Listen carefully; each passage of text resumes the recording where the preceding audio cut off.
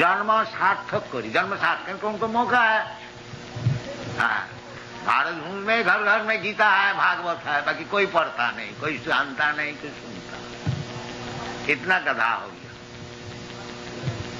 इसलिए चैतन्य महाप्रभु विशेष करके कहते हैं कि भारत भूमि ते मनुष्य जन्म ही लगा, जन्म सार्थक करी। जन्म सार्थक करी का अर्थ होता है जन्म को पूर्ण बनाओ, संपूर्ण बनाओ। तो संपूर्ण बनाने का तरीका क्या है? ये वेदादि शास्त्र पढ़ो अच्छी तरह से, समझो, तभी तो जीवन सफल होगा। जासूसी लिटरेचर पढ़ के क्या लाभ होगा? नहीं, उसी में आ सकती है,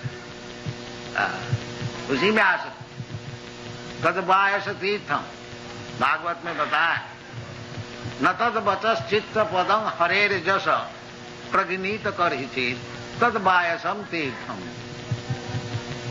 जिस शास्त्र में भगवान की गुणगान लिखा नहीं है, वो जो शास्त्र है, साहित्य है, वो बायस तीर्थम, कौवे का आनंद का स्थान है। कौवे ये जितना झूठा चीज, खराब चीज फेंक देता है रास्ता में, उसी में कौवा लोग आके आनंद लेते। तद बायसम तीर्थ। और जिस शास्त्र में भगवान का गुणगान लिखा है, वो हंस का लिया है, परमहंस, हंस, राजहंस। वो स्वच्छ जल में रहता है, जहाँ पद्म फूल और बड़ा वातावरण बड़ा सुंदर, वहां जाके वहां लोग रहता है। और कौवे होता है जहाँ सब खराब चीज फेंक दिया जाता है, उधर कौवे। ये पक्षी में ये विभेद है, कोई हंस है, कोई कौवे है। इसी प्रकार ये जो शास्त्रादि है, वेदादि शास्त्र में जो ध्यान नहीं देते हैं और इधर उधर का न्यूज़पेपर, जासूसी सब खबर पढ़ते हैं, वो सब कौवे हैं। राजहंस जो होगा, ये सब शास्त्र का अनुशीलन कर, परमहंस, राजहंस, ये उचित है। इसलिए भारतवर्ष में बहुत जल्दी ये काम हो सकता है। भारतवर्ष में अभी तक पंडित है और भक्त भी है, जो कि शास्त्र को समझता है, समझा सकता है। उसको पास जाए, शास्त्र का अभिलाष समझे और जीवन को सार्थक करे, करके खाली बैठ नहीं रहे।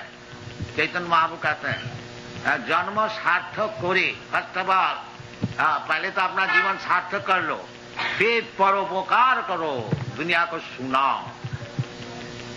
दुनिया में काम तो देख रहे हैं, सारा दुनिया में केवल आहार निद्रा भय मैं तो नहीं जानते। तुमको सुनाना चाहिए, ये भारतवर्ष का काम है। जो पृथ्वी का है कि कोना कोना में सब चले जाए, बड़े बड़े विद्वान साधु भक्त लोग जाके इनको सुना है, ये सुनता है, ये सुनने के बहुत आग्रह इनका है, तभी तो आया है। ये इधर आपका स्विंग मशीन देखने को नहीं आया। जब इंडस्ट्री स्विंग मशीन बनाया, साइकिल बनाया, वो तो 200 वर्ष पहले ये लोग बनाया। वो रास्ता में जाने से अब कभी कोई माननीय व्यक्ति नहीं होंगे। जब इंडस्ट्री में बड़ा हो गया, तुम क्या इंडस्ट्री करो, वो 100 वर्ष आगे है। उसको अगर भगवत भक्ति दोगे तभी तुम्हारा सम्मान बनेगा। वो चीज वहां है नहीं। वो मशीन बना के उधर बड़ा नहीं हो सकते। इधर बना सकते हो, बोनगांव सियाल राजा, जंगल में सियाल भी, वो सिगाल भी राजा हो जाए, वो अलग चीज है। यदि भारतवर्ष का सम्मान चाहते हैं तो ये चैतन्य महाप्रभु का जो मिशनरी है, जो भारत भूमिते मनुष्य जन्म हईल जा, जन्म सार्थक करी करो परोपकार, ये भारत का मिशन होना चाहिए। उधर से नकल करके और इसका बाद बिल्डिंग बना करके, इसमें आप उससे बड़ा नहीं हो सके, वो और आगे बहुत। इसीलिए ये कृष्ण कॉन्शसनेस मूवमेंट है, जब असल में भारत जो असली कृष्टीय है, सभ्यता है, भगवत भक्ति और भगवत गीता मौजूद है, कोई मुश्किल नहीं है। भगवद गीता में सब बात अच्छी तरह से लिख दिया गया है। उनको अच्छी तरह से समझाओ, खुद भी समझो, अपना जीवन का सार्थक करो और परोपकार करो। सिंपल, कोई मुश्किल नहीं है। और चैतन्य महाप्रभु बताया है कि आप लोग सब गुरु बन जाएंगे। कहते गुरु का बहुत जरूरत है, क्या सारा दुनिया सब मूर्ख है, गधा है, उसको सिखाने के लिए बहुत गुरु का जरूरत है। पर वो गुरु नहीं है जो अनसन बात बता करके उधर के मांस खाने के लिए सीख के आया और इधर सन्यासी बने, वो गुरु नहीं। गुरु तो जैसा शास्त्र में बताया है, जैसे चैतन्य महाप्रभु बताते हैं कि हमारा आज्ञा गुरु होगी। मैं जो बता रहा हूं उस आज्ञा को पालन करके गुरु। ऐसा भूमि फोर गुरु नहीं, आज्ञा पालनकारी गुरु, जो कि सुपीरियर अथॉरिटी का ऑर्डर मानते हैं, वो गुरु है। और अपना कुछ मैन्युफैक्चर करके गुरु नहीं हो सकता, वो गुरु नहीं। समित्पानि श्रोत्रियम ब्रह्मनिष्ठम, शाब्दे परेच निष्णातम ब्रह्मणि उपसमाश्रयम्, ये गुरु का लक्षण है। तद्विद्धि प्रणिपातेन परिप्रश्नेन सेवया उपदक्षन्ति तद ज्ञानम, ज्ञानी न तत्वदर्शी। जो तत्वदर्शी है वो गुरु है, जो तत्व को देखा ऐसा भूमि फोर में। तो चैतन्य महाप्रभु कहते हैं, कृष्ण भगवान और कृष्ण भी बोलते हैं वही एक ही बात। जयदं परमं गुह्यं मद भक्तेषु विदास न च तस्मात् मनुष्येषु कश्चित् में प्रिय कृष्ण। तो पूर्व आचार्य का, ये भगवान का जो बातें हैं उसको यदि प्रचार करे तभी वो गुरु है, नहीं तो ऐसे गुरु नहीं हो सकता। तो चैतन्य महाप्रभु कहते हैं इसीलिए कि हमारा आज्ञा गुरु है या तारो यही देश। हमारी आज्ञा से मैं जो बोल रहा हूं, कृष्ण चैतन्य महाप्रभु क्या बोल रहे हैं, वही जो भगवान बोल रहे हैं कि भगवान कृष्ण बोलते हैं मामेकं शरणं व्रज, और चैतन्य महाप्रभु कह रहे हैं कि कृष्ण का भजन करो, हरे कृष्ण का नाम जाप करो, ये कृष्ण का भजन, कोई फर्क नहीं। और चैतन्य चरितामृत और खास करके बताते हैं हमारा आज्ञा गुरु हैया तारो यही देश, जारे कहो जारे देखो तारे कहो कृष्ण उपदेश। ये परंपरा चैतन्य महाप्रभु कोई नई बात नहीं बोल रहे, वो कहते हैं कि कृष्ण का जो उपदेश है उसको बताओ सबको, जारे देखो तारे कहो, कहीं भी किसी को देखो। तो ये कोई मुश्किल है क्या? यदि प्रत्येक व्यक्ति ये कहने को शुरू करे तो देखो जी, भगवद गीता में भगवान चाहते हैं कि सब कोई उनका चरण में शरणागत हो जाए, इसलिए आपको मैं बोल रहा हूं कि आप भी हो जाइए, बस आप गुरु हो गए। कोई मुश्किल है? कृष्णोपदेश, जो कृष्ण बोल रहा है उसी को बोलिए, आपको कोई मैन्युफैक्चर करने नहीं पड़ेगा। जो कृष्ण बोल रहा है, जारे देखो तारे कहो कृष्ण, तो सबको लिए उचित है। जैसा चैतन्य महाप्रभु बताते हैं, जैसा कृष्ण बताते हैं, इसी प्रकार कृष्ण कॉन्शियसनेस मूवमेंट को पूरी दुनिया में प्रचार करना चाहिए। और नहीं तो जो कुछ हम लोग कर रहे हैं वो केवल परिश्रम है, उसमें कुछ लाभ।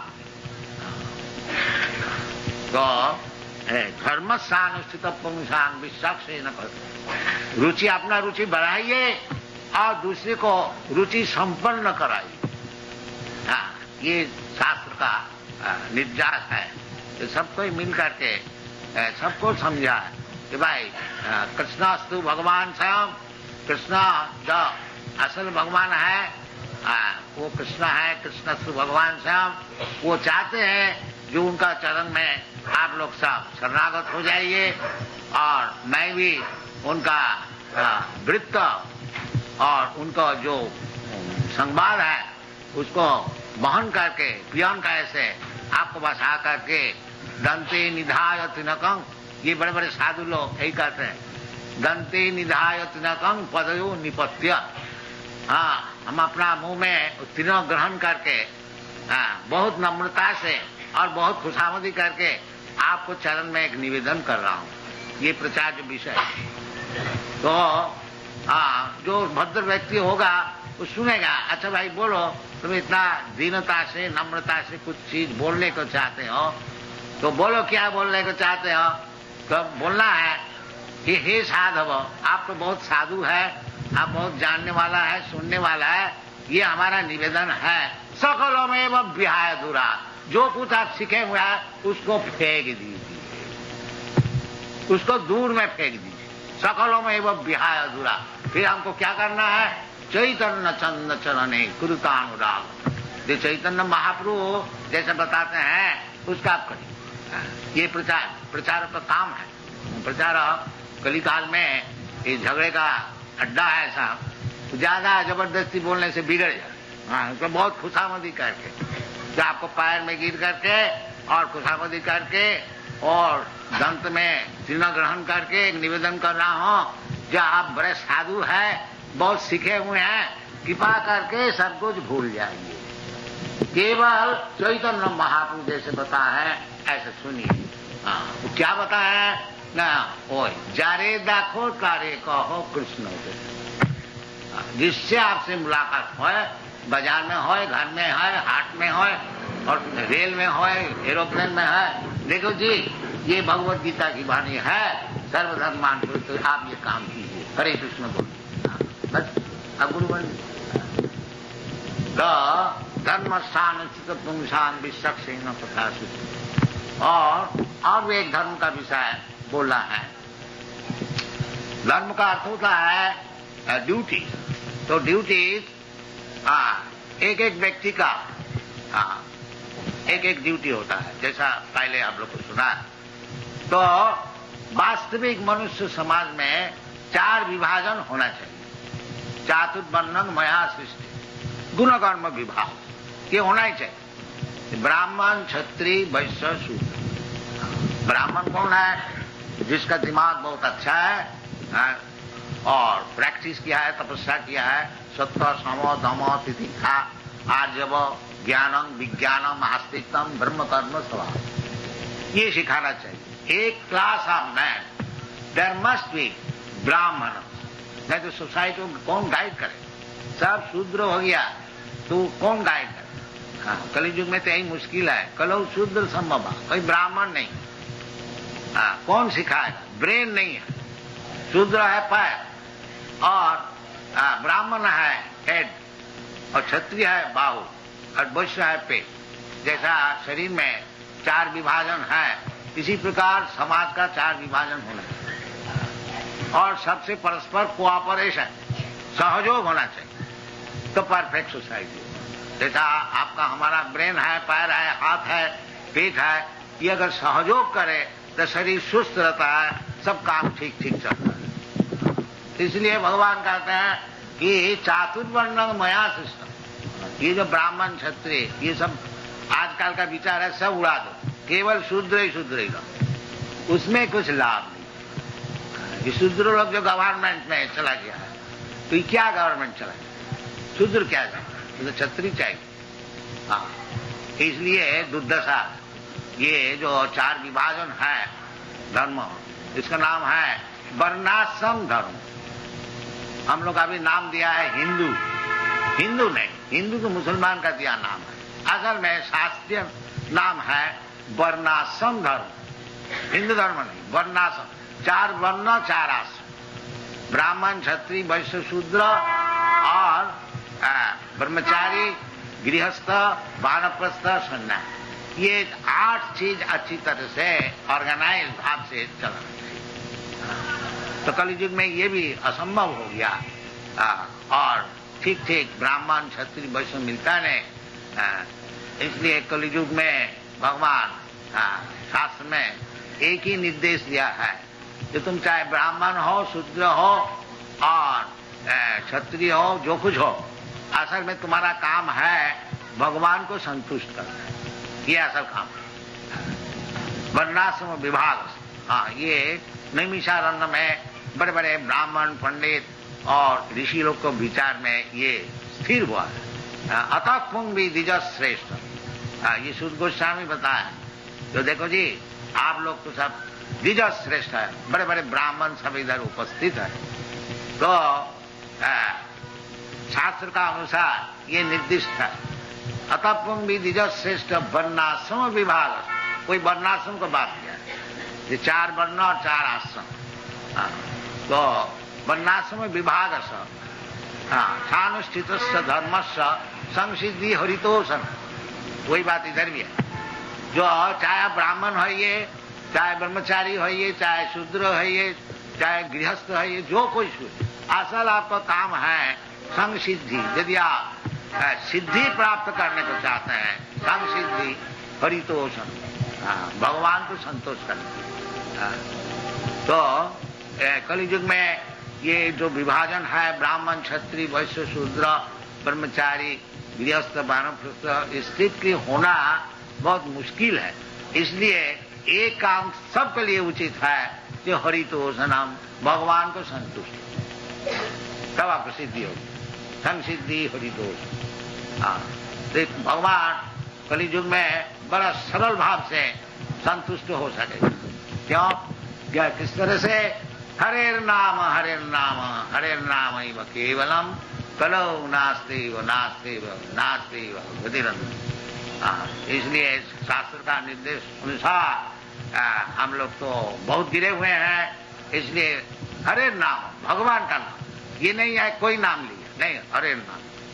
इसलिए खास करके बताया हरेर नाम। तो भगवान का अनंत कोटि नाम है, राम नृसिंह बराह आदि अनेक हजार नाम है, कोई नाम भी ग्रहण कीजिए। अभी हम तेहरान से आ रहे हैं, उधर मुसलमान का देश है। तो कोई ऐसा समझा जो हम लोग आपका कृष्ण का नाम क्यों ले? नहीं, हम बोलता है जो कृष्ण का नाम नहीं, भगवान का नाम अनेक है, आप क्या भगवान का नाम समझते हैं? वो बोलता, हम लोग बोलता है अकबर, अल्लाह, तो अल्लाह का नाम लीजिए, बाकी भगवान का ही नाम लीजिए, और कुछ नाम। नाम नामकारी बहुला निज सत्व शक्ति। तो भगवान का नाम शास्त्र में जैसा है उसको ग्रहण कीजिए, ग्रहण करके अपना जीवन को सफल कीजिए, कोई मुश्किल नहीं है। और यदि हम लोग भगवान का नाम नहीं लिया, भगवान को समझा नहीं, धर्म स्थान विश्वक्षेण कथा, भगवान को अपनाया नहीं, तो फिर जीवन केवल विफल हुआ, समय वही केवल। ये शास्त्र का निर्देश है। तो कलियुग में ये बड़ा सरल है कि हरे कृष्णा कृष्णा कृष्णा हरे हरे, हरे राम राम राम। ये कीर्तनीय सदा हरि, सततं कीर्तयन्तं मां यतन्तश्च धीरभृता, भगवद गीता। तो सब समय हमारा नाम कीर्तन करते हैं, सततं माने 24 घंटे, उठते बैठते सोते खाते पीते सब समय हरे कृष्ण। सततं कीर्तयन्तं मां यतन्तश्च धीरभृता, नमः संतश्च मांग नित्यं नित्य युक्ता उपासते। ये सब शास्त्र का निर्देश है। तो शास्त्र विधि ग्रहण करने से सिद्धि होती है, और नहीं तो सिद्धि नहीं। जो फिर समय है वही कबल। यदि शास्त्र विधि को हम लोग छोड़ देते हैं, न सिद्धि स्वभावनति, जो शास्त्र विधि मुत्सिज्य वर्तते काम का, न सिद्धि स्वभावनति, उसको कभी सिद्धि लाभ नहीं, न सुखांग न परांगति, और सुख तो होता ही नहीं है, परागति का बात ही छोड़िए। तो शास्त्र में बताया है, निर्देश दिया है, चैतन्य महाप्रभु ने प्रचार किया है, ये हरे नाम केवलम, बड़ा सरल उपाय है। ये आप लोग से निवेदन है कि इसको ग्रहण कीजिए और उसको जपा कीजिए, जीवन आपको सफल हो। Thank you very much.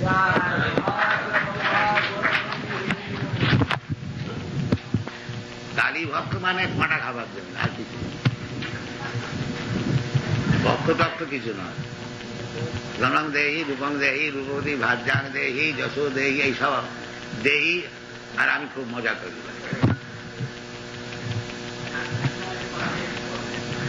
Kali পুজো তাদের জন্যই করা হয়েছে যারা পাঁটা খাবে।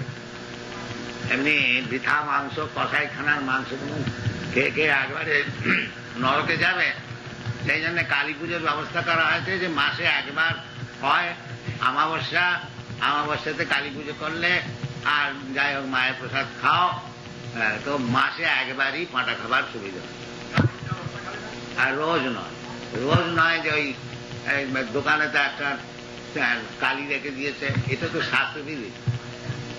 শাস্ত্রবিধি হচ্ছে কালী পুজো করে খাও, এটা মানে রেস্ট্রিক্ট কর।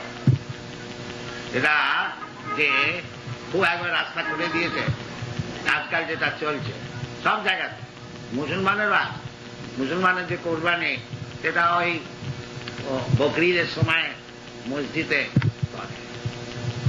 এটা জীব হিংসা একেবারে নিষেধ শাস্ত্রে সব জায়গায়। খ্রিস্টানরাও 10 কমান্ডমেন্টস ভেতরে দাউ শাল নট কিল, কি মানছে কি শুনছে যা তা শাস্ত্র। সেই জন্য বলছে যশাস্ত্র বিধি মুৎসৃজ্য বর্ততে কাম কাল না সিদ্ধিংসা না সুখম না পরাম।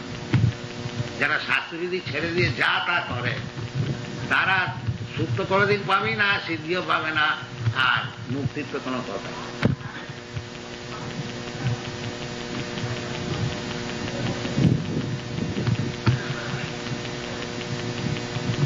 শাস্ত্রেতে লোকে বলছে, শাস্ত্রেতে বলেছে লোকে ভবয়া আমিষ মধ্যসী বা নিত্যাস্ত জন্তু। জন্তু মাত্রই 3টে জিনিসে খুব আকর্ষণ আছে। কি না, ববয়া স্ত্রী সংসর্গ করা, আর আমিষ, আমিষ মানে মাংস মৎস্যাদি ভোজন করে আমিষ। ববয়া আমিষ। আর মদ্য সেবা, লিকার, ড্রিঙ্কিং লিকার, এটা একটা সাধারণ আকর্ষণ আছে। এটা আবার শাস্ত্রেতে নির্দেশ করছে কেন না, নির্দেশ এই জন্য করছে আকর্ষণটাকে ক্রমশ কমিয়ে কমিয়ে ওটাকে নীল করে দেবে, এই জন্য শাস্ত্রেতে। বিবাহ করতে বলছে যে স্ত্রী পুরুষের সঙ্গ হতে আছে, বিবাহ করার না করা আছে। ওটা বিবাহ করতে বলছে কেন না, ওটাকে রেস্ট্রিক্ট করছে যে একটা স্ত্রী একটা পুরুষের মধ্যে থাক, তাহলে ব্যভিচার হলে তো আর কিছু থাকবে সব নষ্ট হয়ে যাবে। ওটাকে রেস্ট্রেন্ট করছে। যে পাটা তো এমনি বাজারে কিনতেই পাওয়া যায়, আবার কালী পুজো করে বলবা কিনা, ওই রেস্ট্রিক্ট করছে যে অমাবস্যার দিনে কালী পুজো হবে, তার মানে রেস্ট্রিক্ট হয়ে গেল মাসে একবার। ওই ইচ্ছে করলাম বাজারেতে কসাইখানার মাংস কিনে নিয়ে এলো, মহাপাপ। রেস্ট্রিক্ট করতে করতে করতে করতে কোনোদিন ওটা শূন্য হয়ে যায়। আসল উদ্দেশ্যটা যে এসব ছাড়তে হবে, কিন্তু একটু ছাড়বে না, ওই আস্তে আস্তে ছাড়বে। এই জন্যে শাস্ত্রতে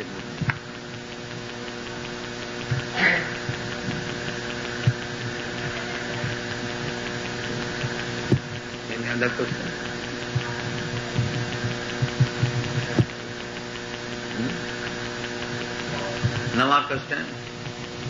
All right. Thank you.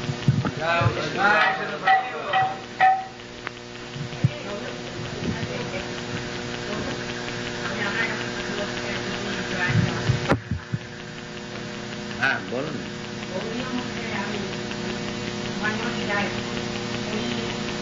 Gauri মঠের কথা এখানে আমরা কি করবো?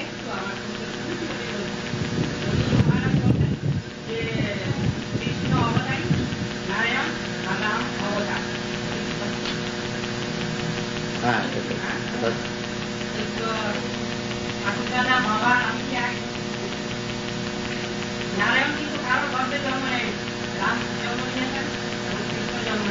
তো ওই আপনার ওই সব বুদ্ধি দিয়ে ভগবানের কথা বোঝা যায়। শোনো, এই ভগবান কৃষ্ণ ওই জন্য জন্ম কর্ম দিব্যম। আপনি যে জন্ম টন্ম বুঝে রেখেছেন, বাবা মা জন্ম, ও জন্ম নয়।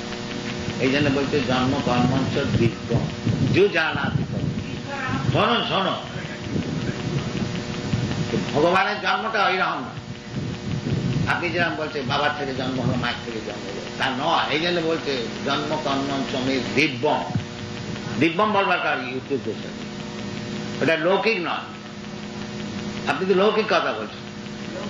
হ্যাঁ, ওই তো বাবা মার জন্ম, পিসিমার জন্ম, মায়ের জন্ম, এইসব হচ্ছে লৌকিক।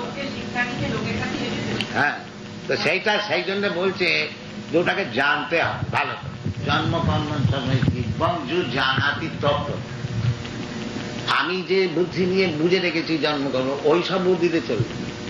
দিব্যম এবং তত্ত্ব তো জানতে হবে। এবং ভগবান নিজে বলছে যে মনুষ্যানাম সহস্রেষু কশ্চিৎ যততি সিদ্ধায় যততাম বিসিদ্ধ্যানাম কশ্চিৎ বেত্তি মাম তত্ত্ব। তত্ত্ব তো বুঝতে হবে, আর সেই তত্ত্ব তো বোঝাটা সাধারণ না। বলছে লক্ষ লক্ষ লোকের মধ্যে কেউ সিদ্ধি লাভ করে, আর যততাম বিসিদ্ধ্যানাম, এই সিদ্ধি লাভ যারা করে তাদের মধ্যে কেউ জানে তত্ত্ব।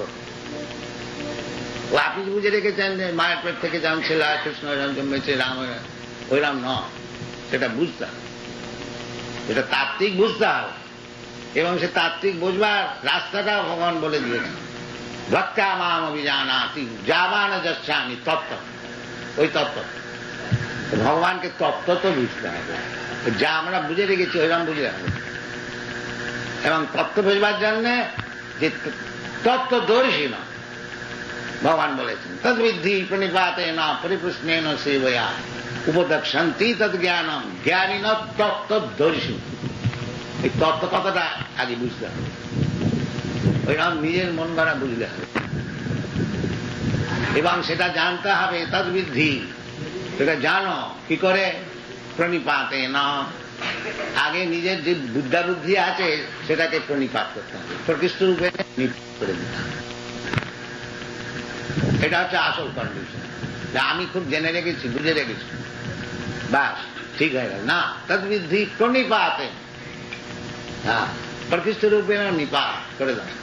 প্রণিপাতে পরিপ্রশ্নে, সেই ভয়া সেবা করতে হবে, পরিপ্রশ্ন করতে হবে, প্রণিপাত করতে হবে। এইরকম ভাবে করলে যে জ্ঞানী তত্ত্বদর্শী, যে তত্ত্ব জানে, সে বুঝিয়ে দেবে। নিজের মন গড়া বুঝলে হবে, যেমন শাস্ত্রের নির্দেশ আছে সেরকম।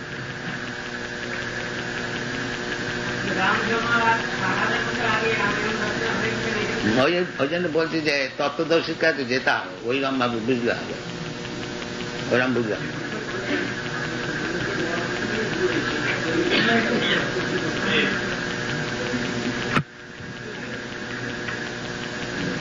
এটা স্পেকুলেশনের জিনিস না। अथापिते देव पदाम्बुजद्वं प्रसादलेशानुगृहीत वै जानाति तत्त्वं। प्रसादलेश गृहीत, যারা ভগবানের সামান্য একটু প্রসাদ পেয়েছে তারা তত্ত্ব তো বুঝতে পারে। জন্ম কর্মঞ্চ দিব্যম যে জানাতি তত্ত্ব, ভগবানের তত্ত্বজ্ঞান হলে শুধু মুক্ত হয়।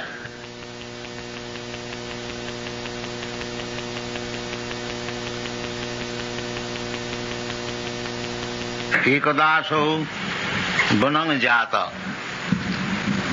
वो अजामिल का उपाख्यान अभी हम लोग वर्णन कर रहे हैं। तो अजामिल का विषय, पहले ब्राह्मण बालक, सब ब्राह्मण का गुण उसमें था। वो ब्राह्मण का गुण जो है उसको बताया गया है, अयं ही सुत संपन्न। ये व्यक्ति जब बालक था, ये युवक था, उनकी शादी हो गया था, तो सुत संपन्न, सुत का अर्थ होता है वेद का ज्ञान।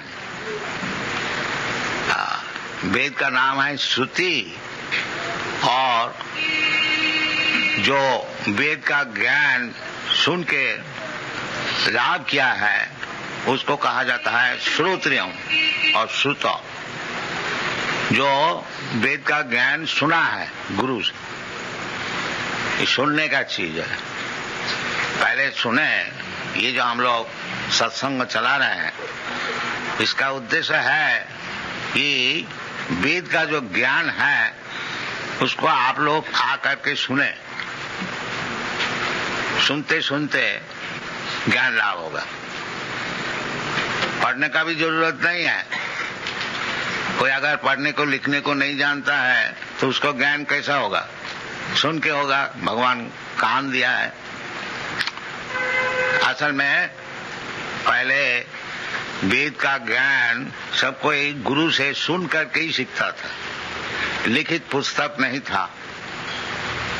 लिखित पुस्तक, ये कलियुग का प्रारंभ में व्यासदेव देखा कि कलियुग में स्मरण शक्ति कम हो जाएगा, इसीलिए केवल सुन करके उसका ज्ञान लाभ नहीं होगा, वो किताब पढ़ना चाहिए, रखना चाहिए। इसलिए हम लोग इतनी किताबें सब छप रहा हूं कि केवल इधर कभी कभी आप लोग आए सुन करके चले गए, केवल इधर कभी कभी आप लोग आए सुन करके चले गए, उसमें काम नहीं बनेगा। किताब पढ़िए सर, किताब पढ़ने से वेद का ज्ञान लाभ होगा। इसलिए ये जो ब्राह्मण बालक अजामिल आज इनकी इतनी दुर्दशा हुई है, उसका कारण ये जमराज का जो दूत है बता रहे हैं कि ये व्यक्ति पहले जैसा ब्राह्मण का गुण होना चाहिए तो सब इनका था। क्या है न, सुत संपन्न, अच्छी तरह से वेद का ज्ञान सुना हुआ था। संपन्न, संपन्न माने आखिरी तक सुना था 4 वेद का विषय में। और शील वृत्त गुणालय, और व्यवहारिक काम में भी बड़ा सज्जन और सद्गुण सब इनमें था। शील सत्व गुणालय, धृतव्रत, और धृतव्रत का अर्थ होता है जो काम करना है उसको व्रत धारण के किया जाए, इन्हें फुल डिटर्मिनेशन, धृतव्रत। भगवद गीता में भगवान कहते हैं महात्मानुस्तपांग प्रार्थ दैवी प्रीति महास्थित भजंती दृढ़व्रत। द वर्ड इज, ये शब्द का बताया है दृढ़व्रत और दृढ़व्रत। दृढ़ मीन निश्चित, सवेरे 4 बजे उठना है निश्चित, उसमें कोई फर्क नहीं पड़ेगा। कोई 4 बजे उठा और कोई नहीं उठा, नहीं, रोजाना अवश्य उठना चाहिए 4 बजे। उसका नाम है धृतव्रत और दृढ़व्रत। ये नहीं जो ऑकेजनली कभी कभी हम उठ जाते 4 बजे, नहीं, रोजाना उठना चाहिए। ये ब्राह्मण का काम है। तो धृतव्रत मृदु, बड़ा शांत स्वभाव, दांत, यानी अपना इंद्रियों को दमन करके रखना, ये ब्राह्मण का काम है। सम दम, मन को स्थिर रखना, इंद्रियों को स्थिर रखना, सम दम तितिक्षा, ये सब सीखना चाहिए। तो इसीलिए बताया था मृदु दांत सत्ववान। सत्ववान का अर्थ होता है कभी झूठ नहीं बोलता। सत्ववान मंत्रविद, और वेद का मंत्र सब कंठस्थ और शुचि, बड़ा शुचि संपन्न, neat and clean, thrice taking bath, 3 दफे स्नान करते हैं, कपड़ा और शरीर खूब शुद्ध रखते हैं। और गुरु, अग्नि, अतिथि, विद्याना, ये 3 वस्तु को सत्कार करना, गुरु को देख करके ही नमस्कार करना चाहिए, दंडवत।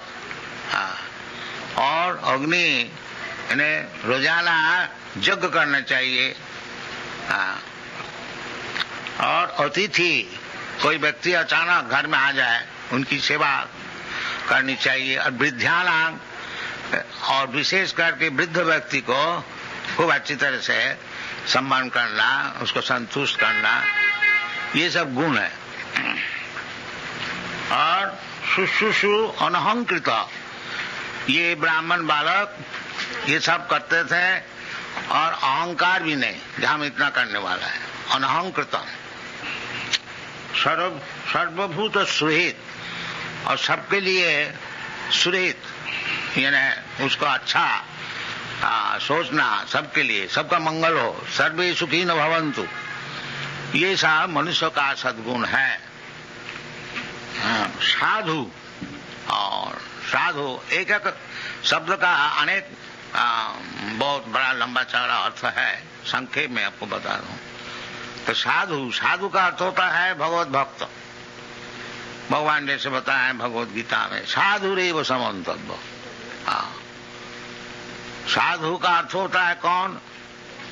भजते माम अनन्य भाग, और पीछे सुदुराचारो भजते माम अनन्य भाग साधुरेव समन्तव्य। जो कि भगवत भक्त है, भगवत सेवा छोड़ करके और दूसरा काम उनका नहीं है, उसका नाम है साधु। तो ये साधु शब्द भी आया है। मितवाग, और ज्यादा अनशन बकता नहीं। ये भक्त का उचित है कि केवल भगवान का ही नाम कीर्तन करें। अनशन बकने से खाली परमायु हानि होती है, उसमें कुछ लाभ नहीं है। इसलिए शास्त्र में कहता है वाचांसी वैकुंठ गुणानुवर्णन। यदि आप बात करें, बातचीत करें, तो वैकुंठ जो भगवान है उनका विषय करें। वो सिनेमा एक्ट्रेस का विषय नहीं। श्रवणम कीर्तनम विष्णु। अगर बातचीत करें, श्रवण किसी का विषय श्रवण करना है तो भगवान विष्णु का विषय श्रवण कीजिए, और किसी का विषय कुछ बोलना है तो वो भगवान का विषय ही बोलिए। श्रवणम कीर्तनम विष्णु वाचांसी वैकुंठ गुणानुवर्णन सबई मन कृष्ण पदारविंद। इसका नाम है कृष्ण कॉन्शसनेस, कृष्ण भावनामृत। ये सब समय मन को भगवान का चरण में लगा के रखना। और भगवान खुद बताते हैं मन मना भव मद भक्त मत जाजी मांग नमस्कुरु। तो इसका नाम है जो कृष्ण कॉन्शसनेस। ये चार बात, सब समय भगवान का चिंतन करना। इसलिए हम लोग सबसे अनुरोध करते हैं कि हरे कृष्णा नाम जपा कीजिए तो मन भगवान में लगेगा। हरे कृष्णा कृष्णा नाम तो सुन रहा है ना, तो सुनने से मन जाएगा उधर। ये मेडिटेशन है। हरे कृष्णा कृष्ण कृष्ण हरे हरे। मन मना, वो करेगा कौन? मद भक्त। मन मना भव मद भक्त। बिना भक्त हुए वो हरे कृष्ण क्यों जपेगा? तो मन मना भव मद भक्त मद जाजी। मुझको पूजा करो। इसलिए भगवान खुद आए हैं मंदिर में। खूब अच्छे से सजाओ, भगवान को फूल चढ़ाओ, भगवान को भोग लगाओ, प्रसाद खाओ। ये सब शास्त्र में विधान दिया है। मन मना भव मद भक्तो मद जाजी मांग नमस्कुरु। अगर कुछ नहीं कर सकते हो, एक दफे आकर के नमस्कार करके जाओ। बहुत सरल है, कोई मुश्किल नहीं है। बाकी हम लोग करने को नहीं चाहते। अब लोग कहते हैं चलो जी मंदिर में जाके क्या होगा, चलो रेस्टोरेंट में चलो, एक कप चाय पिया जाए, बीड़ी फूका जाए। ये सब दुर्दशा क्यों ना हो? तो शास्त्र में जो विधि है उसको हम लोग मानते नहीं, उसको उल्लंघन करते हैं, तो उसको कभी सुख मिल सकता है नहीं। जशास्त्र विधि उत्सृज्य वर्तते काम कारत न सुखं सहवानति। उसको कभी सुख नहीं मिलेगा। शास्त्र विधि को उल्लंघन करेंगे और हम सुखी रहेंगे, ये संभव नहीं है। तो ये बालक, ब्राह्मण बालक, ये युवक 20-25 बरस उम्र, ये सब चीज सीख लिया था। ब्राह्मण का घर में जन्म लेने का उपकार क्या है? दूसरे को सीखने पड़ता है, और ब्राह्मण का घर में जन्म होने से पिता माता का आचरण देखकर ये खुद ही सीख जाता। ये उपकार है। और ब्राह्मण का घर में जन्म हुआ और पिता माता का भी ब्राह्मण का आचार नहीं है, तो बालक कैसे सीखे? और उसको सिखाया भी नहीं जाता स्कूल कॉलेज में भी। तो ये पतन हो गया। तो पतन होने का बहुत कारण है। और एक कारण ये बता रहे हैं कि एकदा असो, वो जो अजामिल ब्राह्मण कुमार एक दफे बनंग जात वन में गया था। ये एक दिन नहीं, ये ब्राह्मण का काम ही है जो वन में बगीचा में जा करके भगवान के लिए सब पुष्पादि संग्रह करे। भगवान बोलता है पत्रम पुष्पम फलम तोयम जो में भक्त्या प्रयच्छति। भगवान को अर्चन करने के लिए कोई ज्यादा खर्च नहीं है, जो खर्च कर सके वो खर्च करे खूब अच्छी तरह से, और जिसका पास पैसा है नहीं, खर्च नहीं कर सकता है, उसके लिए भगवान राजी है। जो थोड़ा सा पत्र हमको दो, थोड़ा सा पुष्प हमको दो। भगवान नहीं बोलता है जो हमको ये सोना के थाली में लूची पूरी कचौड़ी लिया कर। भगवान खाने का बहुत है, उनको खाने के लिए कोई अभाव नहीं है। उनको कहते हैं चिंतामणि प्रकर सदमसु कल्प वृक्ष लक्षा वृतेषु सुरभिरभिपालयन्तम लक्ष्मी सहस्र शत संभ्रम से भगवान। भगवान की सेवा करने के लिए शत सहस्र हजारों लक्ष्मी गॉडेस ऑफ फॉर्चून सब सेवा करने के लिए तैयार। तो भगवान का कुछ अभाव नहीं है। भगवान ये बम्बई में जुहू में आके बैठ गए हैं, जो बेचारी खाने को है ही नहीं, इधर आपसे मांगने को आया, ये बात नहीं है। बात यह है कृपा करके आए हैं कि आप लोग मन मना भव मद भक्त मध्यादि मांग नमस्कुरु, ये सुविधाएं आपको देने के लिए आए हैं। और आप लोग चाहते हैं ये मंदिर किसी तरह से नहीं बने, भगवान इधर बैठ नहीं सके, ये आपकी प्रतिज्ञा है। भगवान बेचारी आए हैं आपको सुविधा देने के लिए, और आप लोग कृत निश्चय है कि इधर मंदिर को होने को नहीं देंगे। जब कीर्तन होए पुलिस में एप्लीकेशन दो और पुलिस साहब कहें कि कीर्तन इज न्यूसेंस, तो ये परिस्थिति है। इसका नाम है कलियुग। जो भगवान कहते हैं जदा जदा ही धर्म सग्लानि भवति भारत तदात्मानं सृजामि हम। ये धर्म की ग्लानि जब होए तब हम खुद आते हैं कि हमारा कोई परम भक्त को भेजते हैं उनको उद्धार करने के लिए, और वो बेचारी आए भी तो आप लोग उसको बैठने को नहीं देंगे। ये परिस्थिति है। तो ये बालक ब्राह्मण का सब गुण वो सब लाभ किया था, परंतु एक दिन एकदा सो बनंग जाता। वो वन में जाने के समय इसलिए वन में जाते हैं ना, पितृ संदेश द्विज। पिताजी घर में बैठ के भगवान की अर्चना कर रहे हैं और पिताजी आदेश दिया है बेटा ये सब फूल और घास और तृण ये सब ले आओ। ब्राह्मण है, उनका पास ज्यादा तो पैसा है नहीं, बाकी भगवान कहते हैं जो हमको पत्र पुष्प दो, पैसा है नहीं तो क्या हुआ। पत्र पुष्प तो कहीं भी मिल जाएगा, घर में भी मिल सकता है, घर का बाहर में भी मिल सकता है। ये कोई बात नहीं है जो लूची पूरी हलवा देने से ही भगवान संतुष्ट रहेंगे। नहीं, भगवान कहते हैं पत्रम पुष्पम फलम तोयम जूमी भक्त्या प्रदत्त कद हम अस्नामि, मैं उसको ग्रहण करता हूँ, खाता हूँ। और भगवान आपका हाथ में एक दफे खा लिया तो फिर आपको क्या अभाव होगी, तब तो आप सबसे बड़ा आदमी हो गया। ये सब उदाहरण है जो भगवान एक दफे जिसका हाथ से खा लिया था उसको कभी दारिद्रता नहीं रहेगा। शास्त्र में बताते हैं। आजकल सब कोई हम लोग को पूछते हैं जी भगवत भजन करके क्या होगा, आदमी सब गरीब है और उसको पहले खाने को चाहिए, और हम लोग एडवर्टाइज करते हैं जिसको खाने के लिए कोई संस्थान नहीं है, पहनने का कपड़ा नहीं है और रहने का जगह नहीं है, आइए हमारा पास, हम बम्बई में और अच्छी तरह से मकान बना रहे हैं, सब आइए रहिए। बाकी कोई नहीं आता। हमको परदेश से आदमी लाने पड़ता है मंदिर चलाने के लिए। कोई आते नहीं। ये बहुत खेद का बात है, जो भारतीय क्रिश्चियन है उसमें भारतीय कोई आता नहीं। वो मिल में जाता है, इधर नहीं आता। तो हम लोग क्या करें?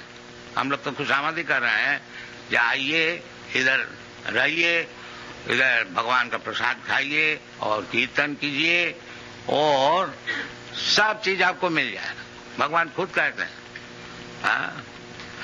तेषाम नित्याभियुक्तानाम योगक्षेमं वहम्। What is the first line? अनन्य चिन्तयन्तं मां ये जना पर्युपासते तेषाम नित्याभियुक्तानाम योगक्षेमं वहामि अहम्। यदि आप अनन्य चिंतन केवल भगवान की चिंतन में नियुक्त रहे, अनन्य चिंतन तो अनन्य चिंतन जैसा ही कृष्ण कॉन्शियसनेस मूवमेंट जो हम लोग सिखाते हैं, तो अनन्य चिंतन सब समय 24 आवर्स 24 घंटा केवल भगवान का चिंतन और कोई चिंतन। जो कुछ काम किया जाए सब भगवान के लिए। इधर होता है एक्चुअली, आप लोग सब देखिए, हम लोग ऐसे नहीं है बैठ के रहते हैं सोते हैं, नहीं, हम लोग मंदिर मार्जन करते हैं, भगवान को सजाते हैं, भगवान को भोग लगाते हैं और भोग लगाने के लिए अच्छी तरह से रसोई करते हैं और रसोई के लिए चीज हम मांग के ले आते हैं और भगवान के लिए किताब लिखते हैं और किताब भी फिर छपाते हैं, प्रेस में जाते हैं, फिर इस तरह से अच्छी तरह से किताब छपा दिया देखता है, फिर उसको बेचने के लिए कोशिश करते हैं।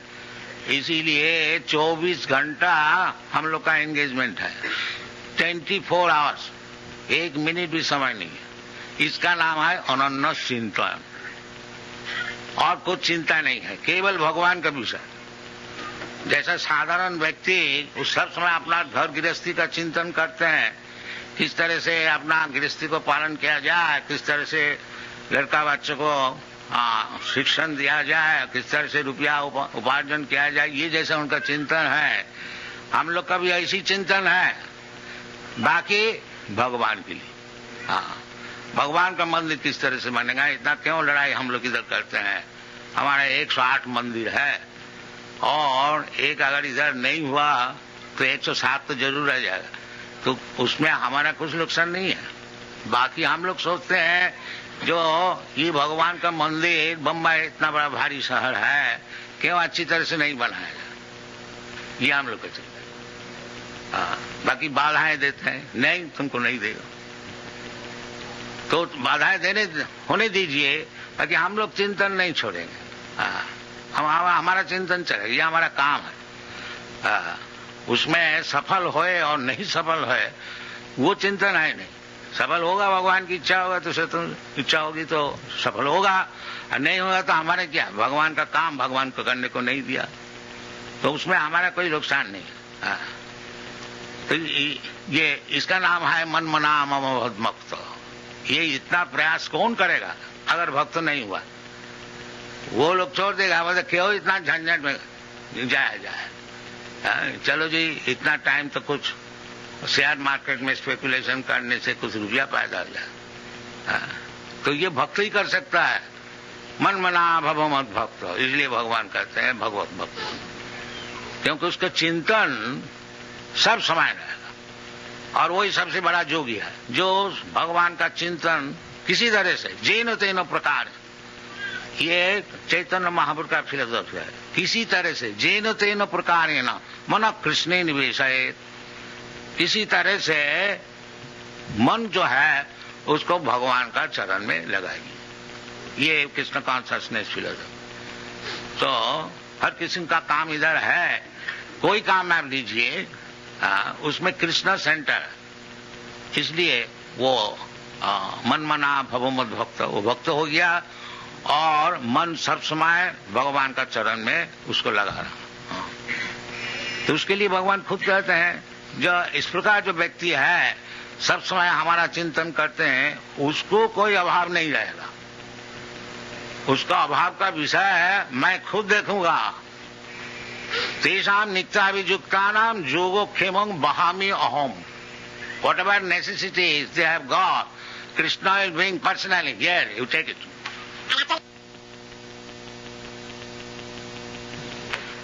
And actually आप लोग देखिए साहब, हमारा 108 मंदिर है सारा दुनिया में, और एक एक मंदिर में है 50 से कम नहीं, 200, 250, 300 तक है भक्त लोग। और समझ लीजिए कितना भक्त है 108 मंदिर में सारा दुनिया में। लंदन में है, न्यूयॉर्क में है, लंदन में 2 है, एडिनबरा में है, और लॉस एंजलिस में है, बॉस्टन में है, अमेरिका में 40 है, ऑस्ट्रेलिया में है, कनाडा में है, सब जगह में है। बाकी कोई भी मंदिर में आप लोग जाइए देखिएगा, कुछ अभाव नहीं है। जोगो खेमंग वहाम हम, ये प्रैक्टिकल है, ये थियोरिटिकल नहीं है जहाँ हम लोग धोखा देते हैं, बात बताते हैं। आप जाइए मुंबई में भी देखिए कितना परेशान हम लोग हो रहा है, बाकी हमारा सेवा पूजा चल रहा है। अगर मंदिर बनाने को नहीं भी दें तो हमारा सेवा पूजा तो चल रहा है, उसमें हमारा नुकसान कोई नहीं है। बाकी जो लोग बाधा देते हैं उनको नुकसान होगा, जरूर होगा। ये भगवान कभी सहन नहीं करेंगे। तो ये सब होनी चाहिए भारत में, विशेष करके ये, क्योंकि भारतीय संपत्ति है भगवत भक्ति। भगवत भक्ति जो है विशेष करके भारतवर्ष में ही है, इसलिए देवता लोग भी भगवान से प्रार्थना करते हैं कि हमको फिर भारतवर्ष में जन्म दीजिए। इस शास्त्र में भारत भूमि ऐसी है पुण्य भूमि कि इधर में जिसका जन्म हुआ है वो स्वाभाविक तौर से ही भक्त होते हैं, उसको जबरदस्ती उसका भक्त बनाया जाता है। अभी तक जब हम लोग कोई संकीर्तन मूवमेंट किसी शहर में करते हैं, आप लोग देखा होगा मुंबई में हम लोग वो what is that place, cross मैदान में 2 दफे 3 दफे किया था। तो 30,000 40,000 व्यक्ति सब आते थे। कलकत्ता में किया था, उधर भी यही, हैदराबाद में किया था, मद्रास में किया था। तो अभी तक भगवत भक्ति भारतीय लोग भूला नहीं है, उनको जबरदस्ती भुलाया जाता है। तो भूला नहीं, इसको छोड़ना नहीं, फिर मनुष्य जीवन का असफलता हो जाएगा। ये नहीं, मनुष्य जीवन का सफलता चाहते हैं तो ये भगवत भक्ति अवश्य ग्रहण किया जाए। भगवत भक्ति हीन जाति जपस्तप क्रिया अप्राणस्य ही देह समन्ननं लोकरंजन। भगवत भक्ति जिसका है नहीं, उनको बड़ा जाति और जपस्तप ऑस्टेरिटी तपस्या और क्रियाकांड, ये सब कैसी है? दे अप्राणस्य ही देह समन्ननं लोकरंजन। जैसा मुर्दा को सजाया जाता है, मुर्दा को सजाने से मुर्दा का क्या लाभ होता? कुछ नहीं लाभ होता, न किसी का लाभ होता। लोक रंजन, एक लोक रंजन है। देखो जी ये मुर्दा को कैसा सजा के ले जा रहा है, आदमी ताली ठोकेगा, देखो जी, मतलब उसमें लाभ कुछ नहीं है। इसी प्रकार आप खूब बड़ा जाति बन जाइए और बड़ा इंडस्ट्रियलिस्ट बन जाइए, सबको बड़ा बड़ा बन जाइए, और भगवत भक्ति है नहीं तो वही मुर्दा सजाने के लिए जैसा होता है वो बात। इसलिए भगवत भक्ति नहीं छोड़ना चाहिए। और ये भगवत भक्ति, ये जो अजामिल पिता का निर्देश अनुसार कहते हैं पितरी संद्री सकृत दिजो, ये ब्राह्मण का लक्षण है। तो पिताजी पूजा में बैठे हुए हैं और पिताजी ऑर्डर दिया है, अज्ञान, जो बेटा थोड़ा फूल फल ले आओ और भगवान को सेवा में लगाएंगे, और दिज, ये दिज का काम है। आदाय तत्व आवृत्य फलो पुष्प समित कुशान, और पिता का निर्देश अनुसार वो बालक फल फूल और समित यानी कुश ये सब लेकर के आ रहे थे वन से। और रास्ता में क्या देखा है कि ददर्शा कामिनं कश्चित्, एक कामी पुरुष को देखा। कामी माने शूद्र, शूद्र होता है कामी, और ब्राह्मण होता है संयमी, काम को संयमन करते, सम दम, अगर कोई व्यक्ति लास्टी डिजायर्स को दमन नहीं कर सकता है वो शूद्र है, और जो दमन कर सकता है वो ब्राह्मण है, वो स्वामी है, वो गोस्वामी है। स्वामी का अर्थ होता है मालिक, गोस्वामी का अर्थ होता है जो इंद्रिय का मालिक। साधारणतः इंद्रिय का दास होता है। जीवा है एक इंद्रिय, वो बोला जी एक बीड़ी हमको दीजिए, जीवा सूख गया है तो इसी वक्त बीड़ी देनी चाहिए। तो इसका माने मैं जो है जीवा का दास है। जीवा बीड़ी मांग रहे हैं, सिगरेट मांग रहे हैं, हम भी उसको दे रहे हैं। इसके माने हम तो समझते हैं मालिक है इंडिपेंडेंट, बाकी हम जीवा का दास है। और जब अब जीवा का दास नहीं होंगे, जीवा बोलता है हमको बीड़ी दीजिए, आप जब बोलेंगे नहीं बीड़ी नहीं, तब अब जीवा का दास नहीं, गो का दास नहीं है, गो का स्वामी है, गोस्वामी। उसका नाम है गोस्वामी। जीवा एक इंद्र है, इंद्र का नाम होता है गो। और जब गो का दास हो जाते हैं तो गोदास, और जब गो का स्वामी हो जाते हैं तो गोस्वामी। इसका नाम गोस्वामी ये नहीं है तो नाम में तो गोस्वामी है और है बीड़ी का दास। ऐसे काम नहीं चलेगा। गोस्वामी का अर्थ होता है जो गो का स्वामी है। स्वामी जो टाइटल दिया जाता है सन्यासी को, इसका मतलब है जो सब इंद्रियों का स्वामी है, इंद्रिय का दास नहीं है। तो इसी प्रकार कहते हैं आदाय तथा फल पुष्प मित्रसंग ददर्श कामिना कश्चित कामिना लस्टी मैन, दैट मीन्स शूद्र। एक शूद्र को देखा, कामिनम क्वचित शूद्रम, शूद्र बता दिया, सह क्वचित शूद्रम सह बुधिशया पित्या च मधुमौरेयं मदा घूर्णित नेत्रया। देखा जो एक औरत शूद्रा ने दोनों ही शराब पिया था, मद घूर्णिता, मद का अर्थ होता है शराब, और उसमें ब्रेन पजल हुआ गया था, मद घूर्णिता। पित्या च मधुमौरेयं मदा घूर्णित नेत्र, आग भी घूम रहा था, इन्हें बहुत अच्छी तरह से पिया हुआ था शराब। आजकल तो इसमें इनकरेजमेंट दिया जाता है, जाइए इधर शराब का दुकान है, बाकी ये सब शूद्र का काम है। ये ब्राह्मण का काम नहीं है, ये शूद्र का काम है। मत्तया श्रित विश्रित निव्या, और वो कपड़े भी सब ढीला हो गया था।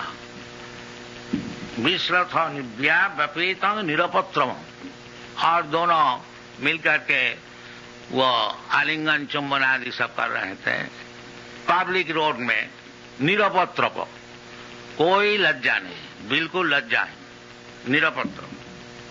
किरंतम अनुगायंतम, ऐसे सब काम कर रहे थे और वो सिनेमा का गान भी गाते थे।